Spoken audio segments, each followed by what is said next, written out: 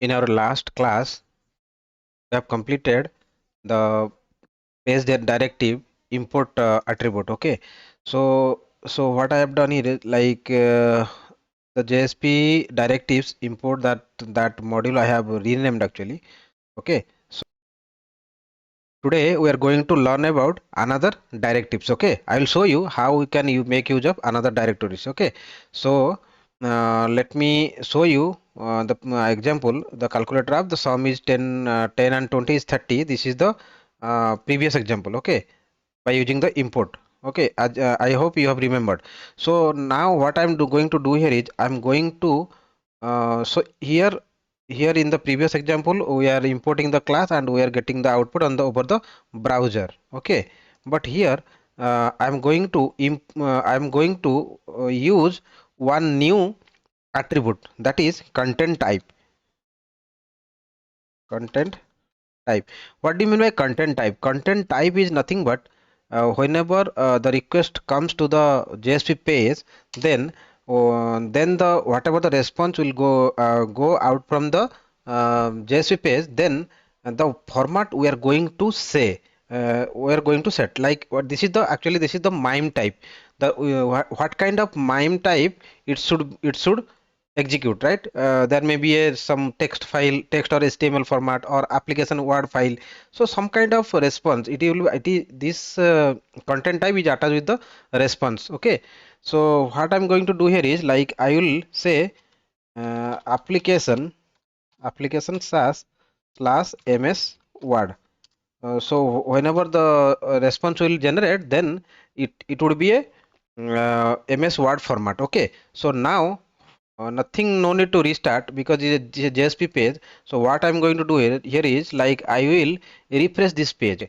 So here what I have done here is like I have used the content type as application slash ms word. So whenever I will give the request, then the response it will generate instead of browser, it will generate one what kind of file, like that is a ms word files. Okay, so if I refresh this page, as you can see, it will generate this one open file index.jsp.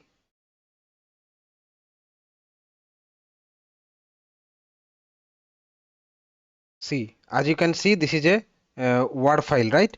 So you can see that we are getting the response in the ms word format. Okay, calculator app and sum of 10 is 10 20. Okay, this is that's all.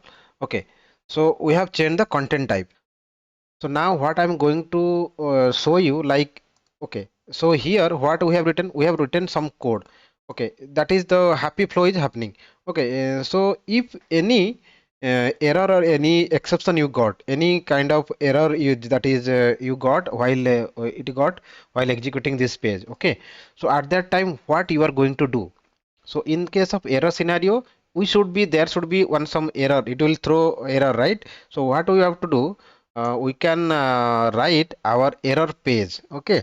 So what I can do? I can write that file uh, error error.jsp error.jsp. Inside that error.jsp, what I can do? Simply I can copy these stuffs and I will modify accordingly. Error.jsp, and here this is the error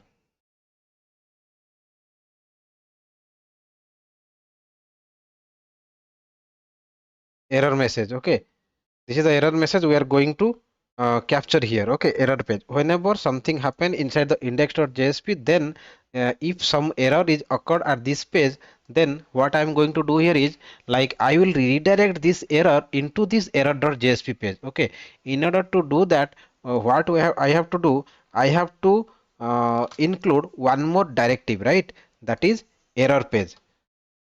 Error uh, page. I have to configure error page. That error page name is error error.jsp. Okay, so whenever any exception occurs, then this error will redirect to the error.jsp page. Okay, so what it will do, it will give some error. So that kind of code I have to write here. Okay, what I have to write, I will take the help of expression tag, no need to write something. So what I will do, I will write 10 divided by 0. If I divide, if I write this code, then obviously if I divide some number in divided by 0, then we will get arithmetic exception. So on getting this exception, what it will do, the JSP from this JSP file, so what it will do, this container will throw this like redirect this error message to the error page. Okay, so here we are going to capture that error. How we will capture? We are going to capture by the exception. Okay, so we will print that exception, percentage, then equals the implicit object is exception. I have told you, I have in the beginning of our class, in the beginning of our class, I have told you implicit object 9 to 10 implicit object. So exception is the implicit object. So any kind of exception happen, that we can capture through the exception.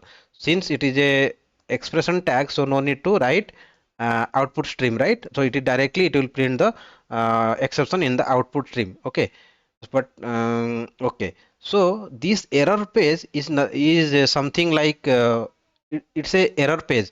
Okay, so whenever some error we want to display here, this page we have to make as error page. So for that, what we have to write is like error is one more directive we have to write here. Okay, we have to include error. This page is error page. Okay, what we have to write is error page. The tag is error page, that is true. Okay, this is the error page. That means we are saying this page is error page, true or false. If it is true, then this whatever the exception it is showing in the inside the error page. Okay, now let me go to this one and let me refresh this one. Okay, so error message we got, error message, that is java.lang arithmetic exception by 0. Okay, arithmetic exception divided by 0 we got.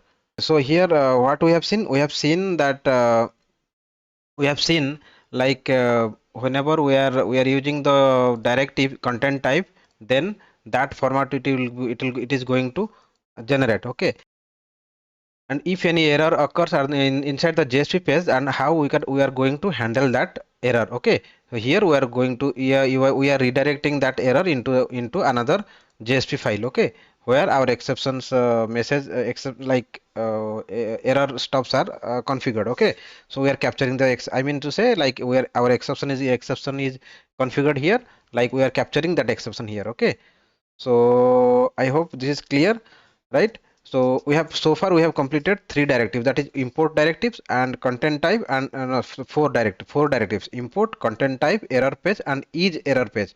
Okay, the 4 directives we have completed as part of page directives. Okay, so that's all for this video. We'll meet in the next video, okay, with the new content. Thank you.